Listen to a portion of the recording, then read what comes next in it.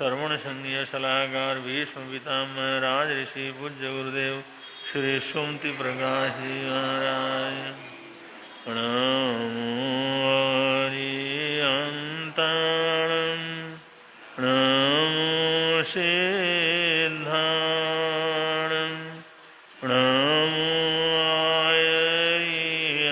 आयर्याणं प्रणामो वज्रायाणं प्रणामो लोये सवसाऊणं एषो वञ्चनमोकारो सर्वपापप्रणाशनो मङ्गलां च सर्वेषां परमं मङ्गलं मङ्गलां च सर्वेषां परमं मङ्गलम्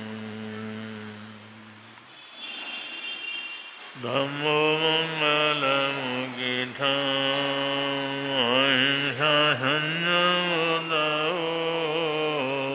देवावितं नमसन्ति यस्य धम्मेशयामणो जहादुमसबुफेषु सूर्यन्ते उफेषु भमराजा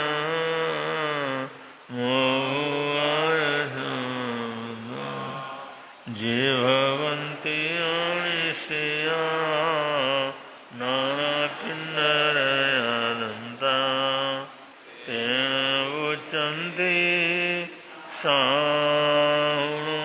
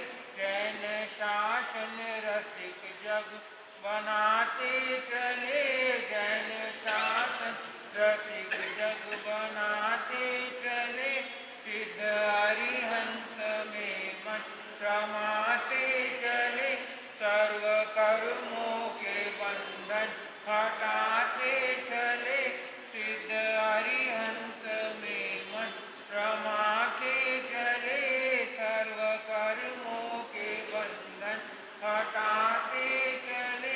कोई पंच परमेश्वर भगवान की जय, विशाल गुरुदेव की जय, बुद्ध गुरुदेव सत्येंद्र महाराज की जय।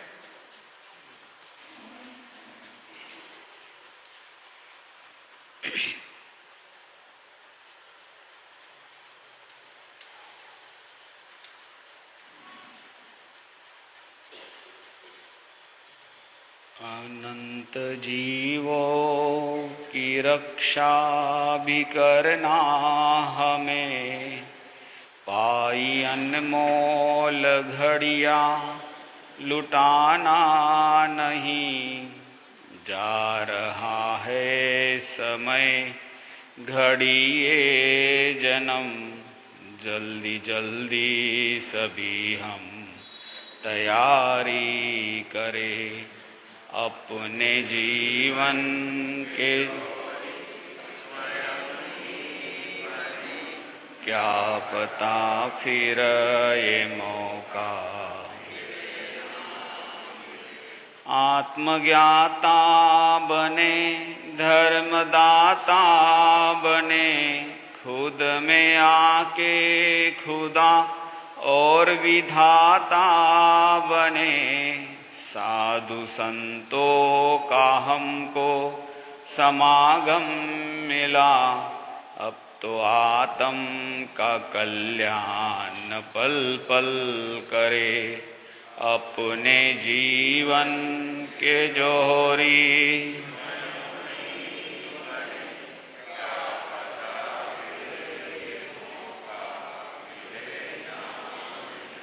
सपने सारे अधूरे ही रह जाएंगे, जाने कब दिन मेरे पूरे हो जाएंगे। जिंदगी का पल भर ठिकाना नहीं, चेत चेत रे चेतन क्यों भूल रहा अपने जीवन के जोहरी।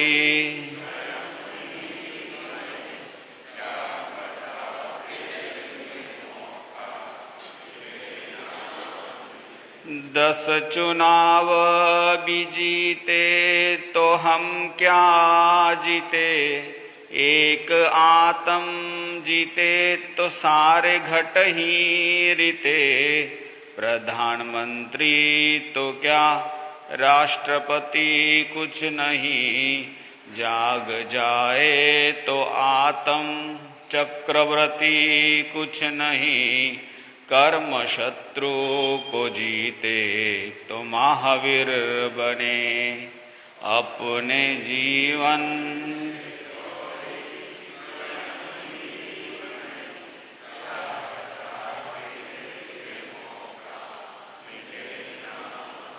क्या पता फिर ये मौका मिले ना मिले। अनंत अनंत जिनेश्वर प्रभु, आराध्य गुरुदेव एवं अत्र विराजित परम आदरणीय परम श्रद्धेय पूज्य गुरुदेव के पावन श्री चरणों में सच्चा नमन।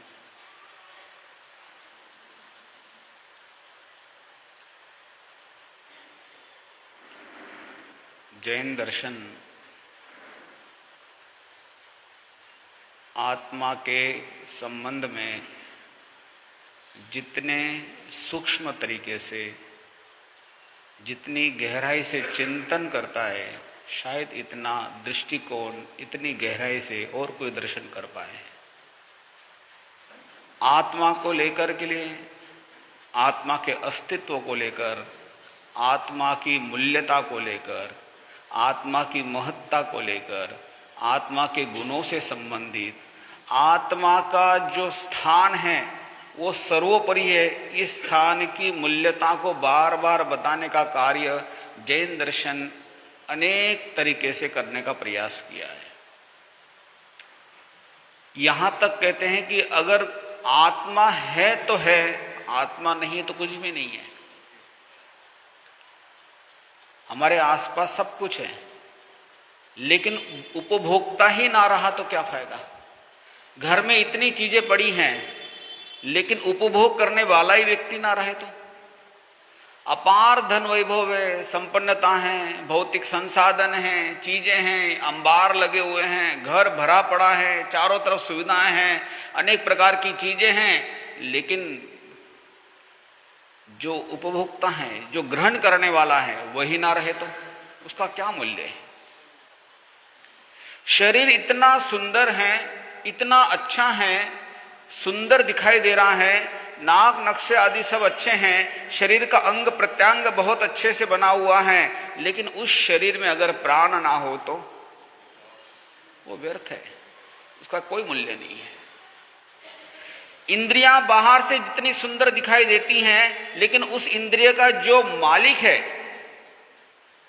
इंद्रिय का जो मालिक है, जिससे इंद्रियां उपयोग में आती हैं, अगर वही ना रहे तो उसका क्या मूल्य है।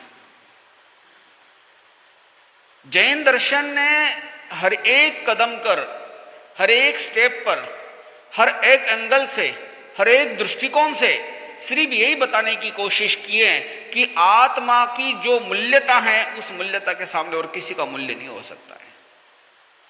आत्मा की जो श्रेष्ठता है, उसके सामने और किसी श्रेष्ठता नहीं हो सकती है। जिन वस्तुओं को लेकर, चीजों को लेकर, संसाधनों को लेकर हम चर्चा करते हैं, उसके लिए प्रयास करते हैं, उसके लिए जीवन भर खपाते हैं, रोज चीजों के लिए प्रयास करते हैं, यहां तक कि हम भोजन पानी जिस शरीर को लेकर करते हैं, उस शरीर को चलाने के लिए भी, लेकिन उस शरीर का मूल्य भी तभी है जब तक आत्मा है। जिस शरीर के लिए लाखों रुपया खर्चा कर सकते हैं हम, जब बीमार हो जाए, कोई तकलीफ आ जाए, या अच्छे से अच्छा भोजन करना हो, पौष्टिक भोजन करना हो, शरीर चलाना हो, शरीर तंदुरुस्त रखना हो, हजारों रुपए नहीं लाखों रुपए जिसके स्वास्थ्य के लिए हम खर्चा करते हैं, लेकिन इस शरीर में अगर आत्मा ही ना रहे तो इसका क्या मूल्य है। इसलिए जैन दर्शन में, जैन आगमों में, जैन साहित्यों में पूर्ववर्ती हमारे पूर्वधरों ने, आचार्यों ने, गणधरों ने, तीर्थंकरों ने बार बार एक ही बात समझाई है कि आत्मा ही सर्वश्रेष्ठ है, आत्मा का मूल्य बहुत महत्वपूर्ण है, इसलिए आत्मा को जानो। तो आत्मा को जानेंगे कैसे? आत्मा को बार बार आता है ना, ऐसा कहते ना कि स्वयं को जानो, स्वयं को पहचानो, स्वयं को देखो, स्वयं को देखो। स्वयं को देखने का मतलब क्या है? स्वयं को देखने का मतलब है कि स्वयं की मूल्यता को जानना। हम क्या करते हैं? हम अपने शरीर की मूल्यता को जानने लग जाते हैं, हम अपने वस्त्रों की मूल्यता को जानने लग जाते हैं, हम अपने भौतिक संसाधनों को मूल्यता को जानने लग जाते हैं। किसी व्यक्ति को जब हम मिलते हैं, उस व्यक्ति को जब हम जांचते हैं, तो उसको भौतिक चीजों से संबंधित चीजों के आधार पर तुलना करते हैं। किसी से परिचय भी करेंगे ना, हम किस आधार पर करते हैं? भौतिक साधनों के आधार पर परिचय बढ़ाते हैं हम लोग, शरीर के आधार पर बढ़ाते हैं, उसके पास में जो साधन है उस साधनों के आधार पर उसको बढ़ाते हैं। हमारे संबंध, हमारे कॉन्टैक्ट, हमारे रिलेशंस सब बाह्य साधनों के आधार पर टिके हुए हैं, आत्मा के आधार पर कोई विचार नहीं है। ये व्यक्ति कितना अच्छा है, कितना बढ़िया है, इसका स्वभाव कितना अच्छा है, इसके मन में कितनी अनुकंपा की भावना है, इसके मन में धर्म आराधना की कितनी उच्चतम भावना है, इसके अंदर कितने जीवों क्रिया, आत्मा कितनी उच्चतम है इसकी, इस दृष्टिकोण से कभी विचार नहीं किया गया। ऐसे विचार करने वाले बहुत कम लोग होते हैं, लेकिन अधिकतम हमारी दृष्टिकोण क्या है? भौतिक संसाधनों की तरफ से संबंधित होती है, जो जड़ पदार्थ है उसकी तरफ से होती है, और ऐसा दृष्टिकोण को जानना ही मिथ्या दृष्टि कहलाती है। बाह्य चीजों को, संबंधित चीजें, नश्वर चीजों को लेकर, जड़ चीजों को लेकर के ही विचार करके संबंध रखना या उससे संपर्क में रखना, उसका मूल्यता बढ़ाना, उसके महत्ता को जानना, ये सब क्या है? ये सब मिथ्या है, ये सब मिथ्यात्व है। सिर्फ किसी मंदिर में जाने से, किसी मूर्ति के सामने हाथ जोड़ने मात्र से, किसी अन्य क्रियाओं में, अन्य मत मतांतर में, सिर्फ यही मिथ्या तो नहीं है। मिथ्या तत्व वो है जो वस्तु है, लेकिन उसको वैसा नहीं मान रहे आप, यथार्थ को यथार्थ नहीं मान रहे हैं, जो सत्य सत्य को नहीं मान रहे हैं, तत्व को तत्व के रूप में नहीं मान रहे हैं, आत्मा को आत्मा की दृष्टि से नहीं मान रहे हम। जो आत्मा नहीं है उसे हम आत्मा के रूप में मान रहे हैं, जो अयथार्थ उसे यथार्थ रूप में मान रहे हैं, जो अनुकूल नहीं उसे अनुकूल मान रहे हैं, जो सही नहीं उसे हम सही मान रहे हैं। ये मिथ्या दृष्टि है, ये मिथ्यात्व है। जैन दर्शन निगोद में गई हुई आत्मा में भी उतने ही ज्ञान की संभावना को बोलता है। जितना एक केवल ज्ञानी के अंदर का ज्ञान है, केवल ज्ञानी के पास जितना ज्ञान है, जितने वो वस्तु के अनंत धर्मों को जानता है, जितनी गहराई से तीनों कालों को जानता है, जितने अच्छे से वस्तु को जान सकता है, केवल ज्ञानी के पास जितना ज्ञान है उतना ही ज्ञान की संभावना किसके पास है? निगोद के जीव के पास भी है। लेकिन आवरण की वजह से, मिथ्या आवरण की वजह से, अज्ञान की वजह से, अंधकार छाया हुआ है, उसकी वजह से वो अपने ज्ञान के प्रकाश को नहीं उगाड़ पा रहा है। लेकिन आत्मा में इतना बल है, इतना पुरुषार्थ है, अगर वो पुरुषार्थ करे तो निगोद से निकल करके भी आत्मा, मिथ्यात्व से निकल करके भी आत्मा 13वें गुणस्थान तक जा सकती है। इतना बल है। तीर्थंकर जैसे महान पदों पे बैठ सकती है, तीर्थंकर जैसे महानतम उच्चतम स्थान पे जाके बैठ सकती है, तीर्थंकर जैसे सम्माननीय आदरणीय स्थानों पे जाकर बैठ सकती है। वो आत्मा जो एकांत मिथ्या दृष्टि कहलाती है। आत्मा में वो बल है। किसी को कोई व्यक्ति ऊपर नहीं बढ़ा सकता है, किसी को आगे नहीं पहुंचा सकता है। कोई दूसरी आत्मा किसी आत्मा को आगे बढ़ा नहीं सकती है। उस आत्मा को स्वयं आगे बढ़ना पड़ेगा, और बढ़ने के लिए उसके पास अपना खुद का बल है। ऐसा नहीं है, हर एक आत्मा के पास बल है। कोई पुरुषार्थ करता है, कोई नहीं करता है। किसी के वीर्यांतरा टूटा हुआ है, किसी का पुरुषार्थ करने की संभावनाएं बहुत अति है, बहुत अच्छे से हैं, पुरुषार्थ को बहुत अच्छे से कर सकता है। बहुत से लोग ऐसे हैं जो भावना तो भाते हैं लेकिन विकास नहीं कर पाते, प्रयास नहीं कर पाते हैं। लेकिन भगवान कहते हैं ऐसा, तीर्थंकर ऐसा कहते हैं, ज्ञानी ऐसा फरमाते हैं कि हमारा सुनना, श्रुत के प्रति श्रद्धा पैदा रखना, भगवान के वचनों के प्रति श्रद्धा रखना, परम सम्यकत्व बन के रहना, ये भी पुरुषार्थ की तरफ बढ़ने वाला एक कदम है। हम आचरण में नहीं ले पा रहे हैं जीवन को, हम बहुत से नियम पचकार नहीं कर पा रहे हैं, बहुत से व्रतों को धारण नहीं कर पा रहे, एक छोटा सा व्रत भी ग्रहण नहीं कर पा रहे, लेकिन भगवान के उन वचनों के ऊपर दृढ़ श्रद्धा हमारी बैठी हुई है। वो श्रद्धा ही हमें क्या कर सकती है? एक एक कदम को और बढ़ा सकती है। आने वाले कल में हम पुरुषार्थवान बन सकते हैं। ज्ञाता धर्म कथा सूत्र में 8वें अध्याय में तीर्थंकर के बनने के 20 बोल बताए हैं।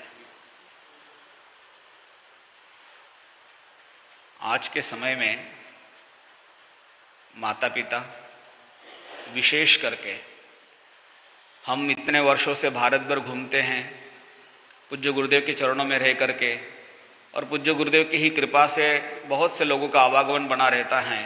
वो जब अपनी बात कहते हैं, छोटे बच्चे जो अभी अभी यूकेजी एलकेजी में भी नहीं बढ़ पा रहे आगे, कोई फर्स्ट क्लास में आगे नहीं बढ़ पा रहा है, वो बच्चे को भी जब वो स्कूल में एडमिशन के लिए तैयार करते हैं तो ऐसे स्कूल में लेके जाना है, उस स्कूल में होना चाहिए, 12वीं तक का ठीक हो जाएगा, वो बढ़िया स्कूल है, ये अमुक स्कूल है।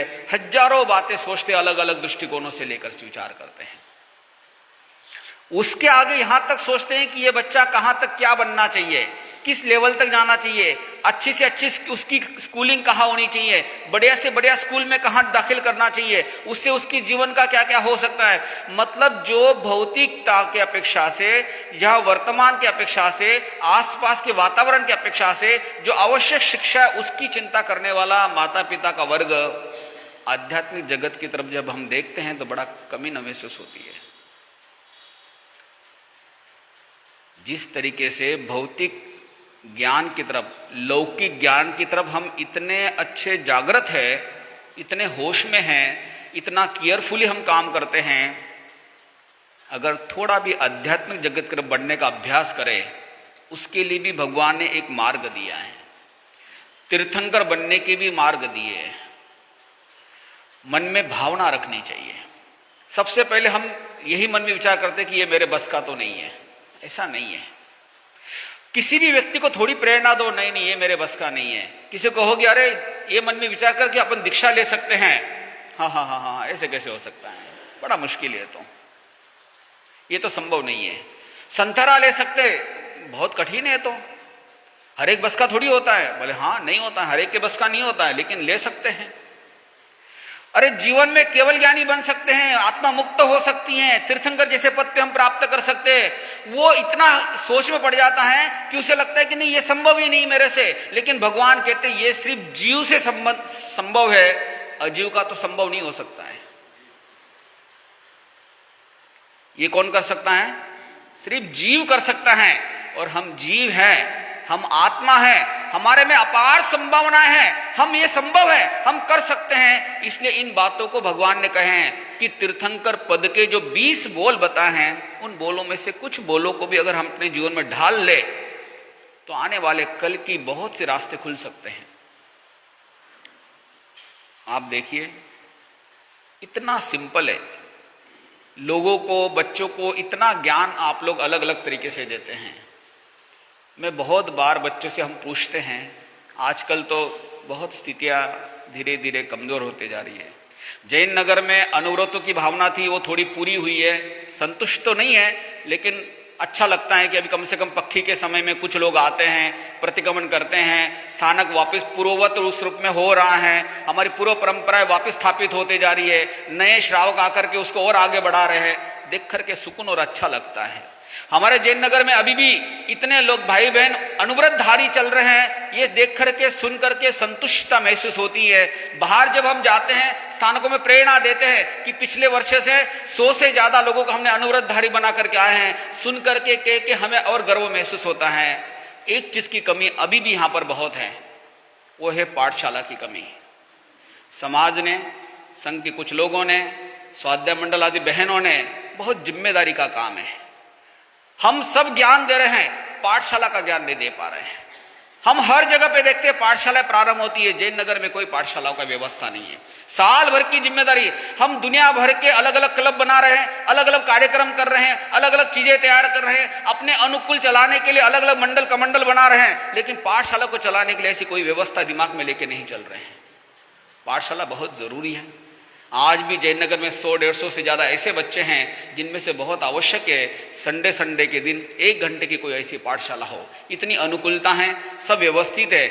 तो पाठशाला का विषय में इसलिए बता रहा हूं कि ये जो 20 बोल हैं, इस 20 बोल की तरफ अगर हम अभ्यास करते हैं, याद कराते हैं, पढ़ाते हैं, सिखाते हैं, तो भाव बनते हैं कि हम क्या कर सकते हैं। तीर्थंकर पद पे जाने के लिए सहजता में क्या क्या किया जा सकता है, कुछ बातें मैं बता रहा हूं।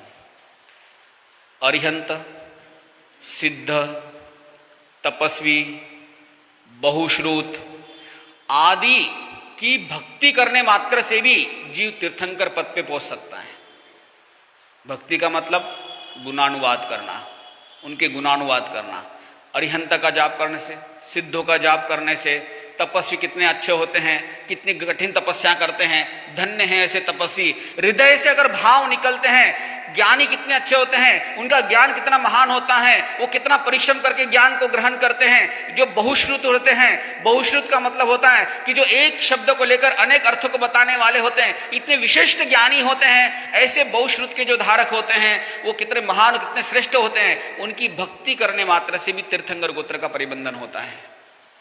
भगवान की वाणी श्रुत से संबंधित है। श्रुत ज्ञान कितना श्रेष्ठ है। अगर सम्यक ज्ञान आज नहीं रहता तो हमारे पास अगर ये सब चीज नहीं रहती, हम संसार की कितनी मिथ्या परंपराओं में, मिथ्या क्रियाओं में, मिथ्या मार्गों में हम चलते रहते और उससे आत्मा कितने लंबे समय से भटकती रहती। इसका गुणानुवाद करने से तीर्थंकर नाम गोत्र का परिबंधन होता है।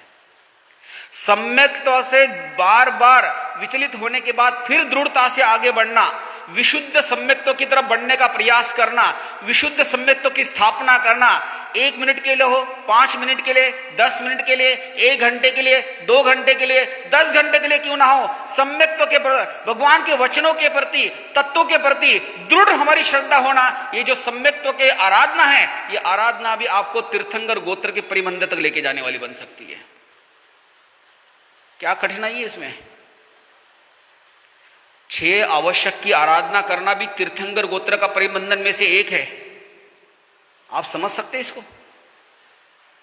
प्रतिक्रमण करना, 6 आवश्यक की आराधना हृदय पूर्वक आपको मौका मिलता है। इतना अनुकूल स्थानक है, इतना वातावरण है, पास पास में घर है, बहुत दूर से कोई आना जाना नहीं है, किसी पे डिपेंडेंसी नहीं है। 60-65 साल वाले लोग आराम से प्रतिक्रमण की आराधना कर सकते रोज भी आकर के।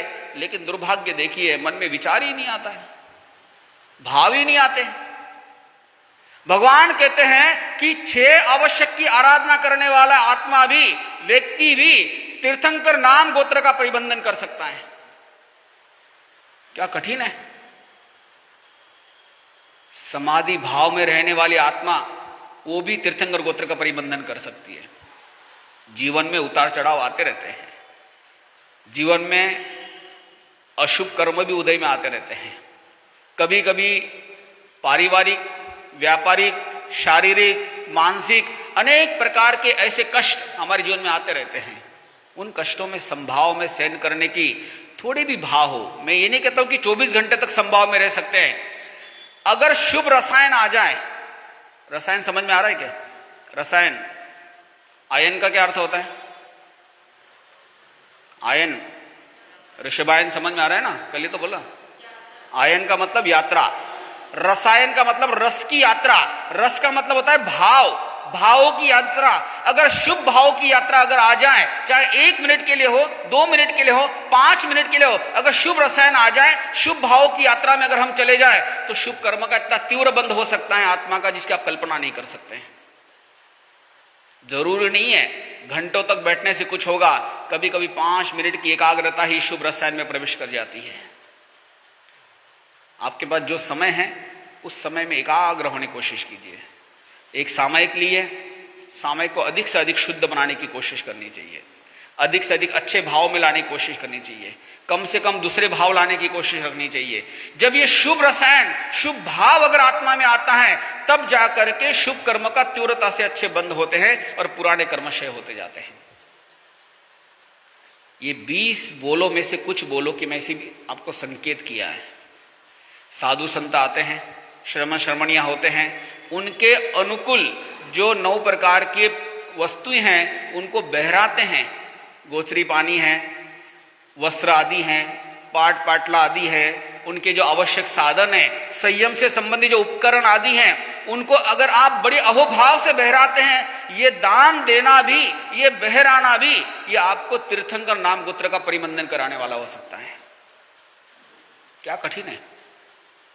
सहजता में सब हो सकता है। संभाव की साधना हो आराम से हो सकती है। क्षर दर्शन की आवश्यक की आराधना आराम से हो सकती है। सम्यक्त्व के प्रति हमारी विशुद्धता को बढ़ाना ये आराम से हो सकता है। अरिहंत सिद्ध आदि के प्रति हमारी श्रद्धा भक्ति होना, उनके प्रति भक्ति के भाव होना, बहुश्रुत के प्रति भक्ति के भाव होना, श्रुत ज्ञान के प्रति हमारी भक्ति होना, ये भी तीर्थंकर गोत्र का परिबंधन करने वाले हो सकते हैं। आंतरिक और बाह्य तप करना, कोई भी छोटा मोटा तप कर सकते हैं। एक नौकार्षी की आराधना कर सकते हैं, एक एकासनी की आराधना कर सकते हैं, आप प्रतिसल्लेखना तप कर सकते हैं, स्वाध्याय तप कर सकते हैं, आप भिक्षाचर्य के रूप में कोई गोचरी आदि दया की भावना रख सकते हैं, आप रस परित्याग की आराधना कर सकते हैं, आप स्वाध्याय ध्यान आदि आदि तप कर सकते हैं। मतलब 12 प्रकार के तप में से आंतरिक और बाह्य कोई भी तप की आराधना कर सकते हैं। जिस तप की आराधना में आपका मन, आपका वचन, आपकी काया एकाग्र हो रही है, ये सारे बोल क्या हैं? तीर्थंकर नाम गोत्र परिबंधन के हैं। लेकिन करना आपको मन से, भावों से, एकाग्रता से करना है। बहुत कठिन नहीं है। आप जो भी कीजिए, कभी कभी आपको लगता है ना कि एक आधा छोटा बच्चा है, घर में जिद करता है कि मैं ही गोचरी बहराऊंगा, मैं ही बहराऊंगा। आपको पता है पूर्व जन्म के कितने शुभ कर्म का उदय चल रहा होगा उस बच्चे का कि उसके मन में विचार आ रहा है। जो बच्चा खुद खाने में लगा रहता है, जो बच्चा चीजों को खाने पीने में लगा है, वो बच्चा देने में लग रहा है। बहुत कम है, बहुत कम बच्चे देखते हम। जैन नगर में भी हैं, आनंद जी का पोता है। मैं तो 3-4 साल से हम सब देखते हैं, किसी को बेराने नहीं देता हो। इतना जीतबाजी कर करके एक चम्मच उसकी बहन को भी बेराने नहीं देगा। इतने छोटे बच्चे, इस प्रकार की भावना, ये सब पूर्व जन्म के शुभ कर्मों का उदय है। ऐसे बच्चे होते हैं। जब पूर्व जन्म में हम इस प्रकार की भावना में जीते हैं, तब जाकर आत्मा क्या होती है, विकास की तरफ बढ़ती है। हम 5वें आर्य में जरूर है, लेकिन भगवान कहते हैं 5वें आर्य में भी जीव इतने कर्मों को क्षय कर सकता है कि एक भवतारी बन सकता है। एक भवतारी, सिर्फ एक भाव को रख करके अगले भाव में मोक्ष हो सकती है। इतनी आराधना इस भाव में भी हम कर सकते हैं। हम कोई कमजोर अवस्था में नहीं है, हमारी आत्मा में इतना बल है, इतनी क्षमताएं हैं। महाविदेह क्षेत्र के पुष्पकलावती एक नगरी है, विजय है, उसमें पुंडरीकगिरी करके एक नगरी है। वहां पर वज्रसेन नामक एक राजा का राज्य है, महाविदेह क्षेत्र के। देखिए महाविदेह क्षेत्र की कितनी महिमा चल रही है। जब से ये चल रहा है चरित्र हमारा, तब से लेकर लगभग महाविदेह क्षेत्र की बात रोज आती है। इसलिए विशेषता है कि वहां सदा तीर्थंकरों का सानिध्य प्राप्त होता रहता है, धर्म आराधना रहती है, चौथे आर्य जैसा वातावरण सदा बना रहता है। ये पुण्यवानी होती है तब अनुकूलता बनी हुई रहती है। अब आप खुद देखिए, हम भारत भूमि में, भारत में भी ऐसी जगह पे बैठे हैं जहां पर निरंतर धर्म आराधना होती रहती है। आप गल्फ कंट्रियों में देखिए, वहां दूर दूर तक कोई संभावनाएं नहीं है व्यक्ति कोई धर्म आराधना कर सके, वहां साधु संतों का कोई सानिध्य प्राप्त कर सके, सहजता में सब चीजें उपलब्ध हो सके।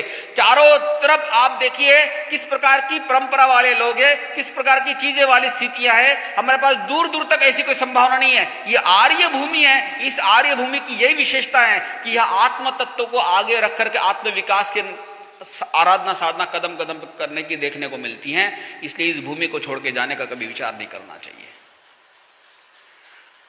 महाविदेह क्षेत्र के वज्रसेन नामक राजा के घर में एक पुत्र का जन्म हुआ। पुत्र समय के साथ बड़ा होता गया और बड़ा होते होते वज्रभान नामक उसका नाम रखा गया। समय आने के बाद युवा अवस्था को प्राप्त हुए, संपूर्ण शिक्षा ग्रहण कर ली और कहते हैं कि वज्रभान को राज्य की राजगद्दी सौंप दी। राजकुमार से राजकीय व्यवस्थाओं में राजा बना करके पिता ने अपनी क्या जिम्मेदारी निभाई कि पुत्र को योग्य बना करके सारी जिम्मेदारी सौंप करके स्वयं संयम अंगीकार कर लिया। संयम सिर्फ अंगीकार नहीं किया, उसमें आराधना करते रहे।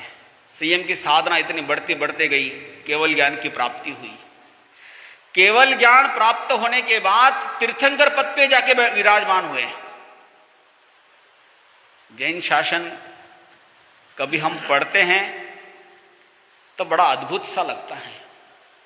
एक व्यक्ति राज्य का संचालन कर रहा है, अपार संपदा के बीच में है, चारों तरफ मान सम्मान यश कीर्ति के बीच में डूबा हुआ है, चारों तरफ सत्ता और सम्मान के बीच में है। ऐसे स्थिति में भी एक व्यक्ति चारों तरफ से इस सारी संपदा के बीच में जीते हुए भी समय आने पर अपने आप को उससे अलग करके संयम मार्ग पे लेके जाता है। कितना अद्भुत है। और हम लोग, आप लोग, आत्मचिंतन का प्रश्न है। करोड़, 2 करोड़, 5 करोड़, 10 करोड़, 20 करोड़, 100 करोड़ के आसपास का व्यापार को भी बाहर निकलने में आपको इतनी कठिनाइयां महसूस होती है। हिम्मत ही नहीं कर पाते आप लोग कि मुझे इससे थोड़ा बाहर निकलना है। 60-65 साल की उम्र हो रही है, 70 साल की उम्र हो रही है, मुझे थोड़ा बाहर निकलना है, जिम्मेदारियां सौंप करके हमें आगे बढ़ना है। इसकी हिम्मत नहीं हो पा रही अभी भी। ये चरित्र हमें प्रेरणा देते हैं, ये महापुरुषों का जीवन हमें प्रेरणा देता है कि एक समय आने के बाद व्यक्ति ने अच्छे दिशा की तरफ निर्णय ले लेने चाहिए। वज्रसेन महाराज ने अपने वज्र भान पुत्र को जिम्मेदारी सौंप करके अपने आप को उन्होंने मुक्त कर लिया, संयम मार्ग पे चले गए। संयम मार्ग पे बढ़ने के बाद उत्कृष्टता इतनी थी कि केवल ज्ञान की प्राप्ति हुई और तीर्थंकर पद पे जाके विराजमान हो गए। समय आया वो भी निर्वाण को प्राप्त हो गए। इधर जो वज्रभान थे वो भी समय के साथ बड़े हुए और बड़े होने के बाद धीरे धीरे समय ऐसा आया कि उनके मन में भी संयम की भावना पैदा हुई। उनके मन में भी संयम की भावना पैदा हुई, संयम अंगीकार किया। देखिए कितना शुभ संयोग होता है, तब जीव ऐसे चीजों का विकास करता है। जिस घर का वातावरण जैसा होगा ना, धीरे धीरे वातावरण उसी तरीके का ढल जाता है। आप देखिए आपके घर में अगर प्रातः काल से ही साधु संतों का आवागमन होता है, प्रातः काल से ही श्रवण श्रवण की अपेक्षा से जैन दर्शन दृष्टि से धर्म आराधना होती है, वो बच्चा देख देख करके बड़ा होता है।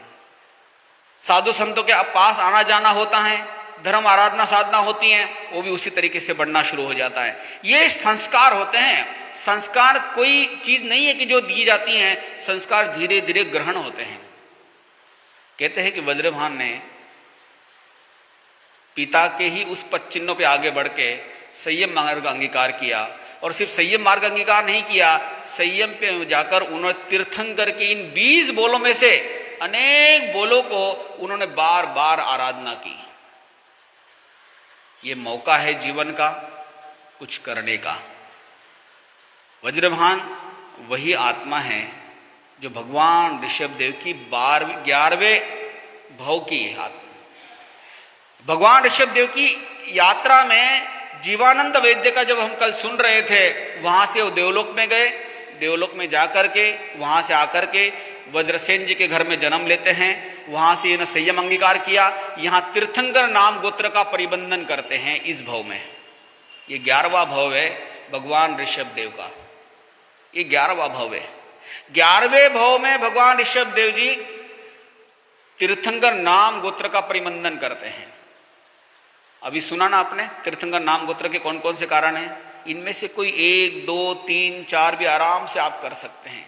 मन बनाइए, मन बनाना बहुत जरूरी है। बिना मन बनाए नहीं कर सकते। मन में ये रखिए कि मैं कुछ ना कुछ 1, 2, 3 बोलों की आराधना कर सकूं। पहले जान लीजिए, समझ लीजिए, उसके बाद आराधना करने की कोशिश कीजिए। आप साल, 2 साल, 3 साल, 4 साल, 5 साल, जीवन के 10-15 साल अगर इसी चीज में अगर एक बार में लग गए, कभी कभार ऐसा शुभ रसायन पैदा हो जाता है कि जीव उस दिशा में आगे बढ़ करके, और एक आध बार ऐसा मौका मिल जाता है कि हम तीर्थंकर नाम गोत्र का परिबंधन करने वाले बन जाते हैं। ये भव की विशेषता है। इस भव में आज भी इतना कुछ है कि हम आत्मा के विकास के लिए इतना कुछ कर सकते हैं कि व्यक्ति इतने कर्मों को क्षय करके अगले भव में मुक्ति के रास्ते पे जा सकता है। इसलिए पुरुषार्थ करने के ये भगवान का चरित्र है। भगवान ऋषभदेव की ऋषभायन की ये यात्रा चल रही है। भगवान का ये 11वां भव है।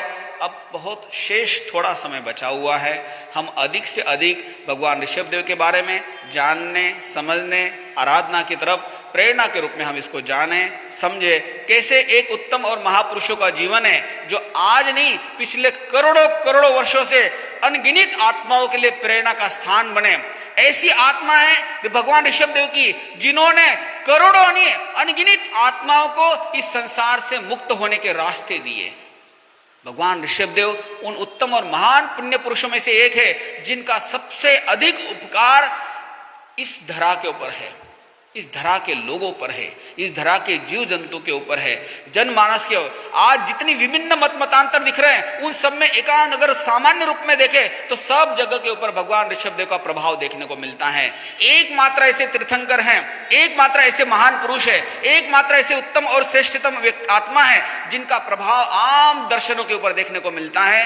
ये इसीलिए है कि ऋषभदेव भगवान का जीवन बहुत विस्तृत और विशाल है। उनके जीवन से हम कुछ कुछ बातें जीवन में ढाल सके, सीख सके तो निश्चित आनंद आएगा। आज इतना ही। ओम शांति।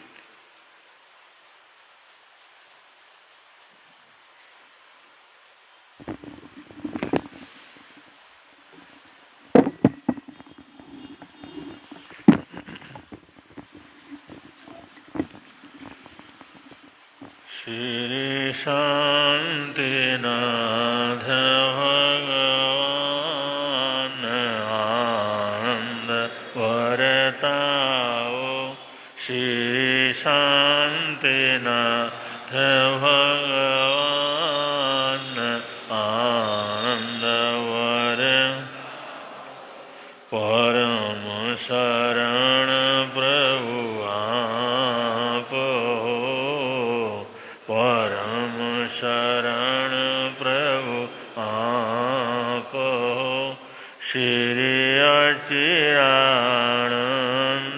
महान आनंद वरताओ श्री अचिरानंद महान आनंद वर श्री शांतिनाथ भगवान आनंद वरता ओ श्री शांतिनाथ भगवान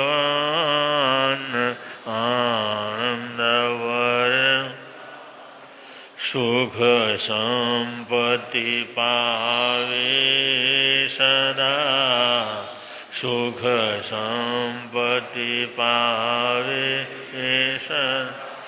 जो धरे परो ध्यान आनंद वरताओ जो धरे परो ध्यान आनंद वर श्री शांतिनाथ भगवान आनंद वर ओ श्री शांतिनाथ भगवान आनंद वर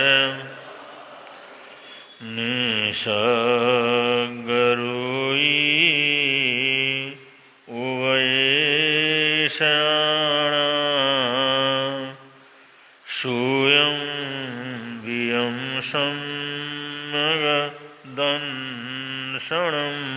च अविगम विद्धार किर्यातिरेकं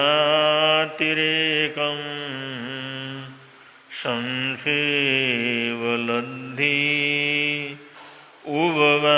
उभवायुधं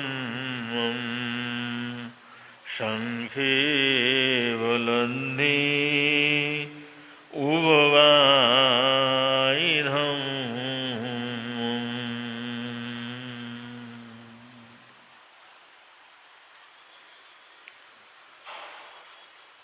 वीतराग वाणी में जो मानव जीवन के कल्याण के कारण बतलाए गए हैं वो 10 प्रकार की लब्धियां 10 प्रकार की रिद्धियां और 10 प्रकार की रुचियों के माध्यम से प्रभु परमात्मा ने ये संदेश दिया है। शास्त्रकार कहते हैं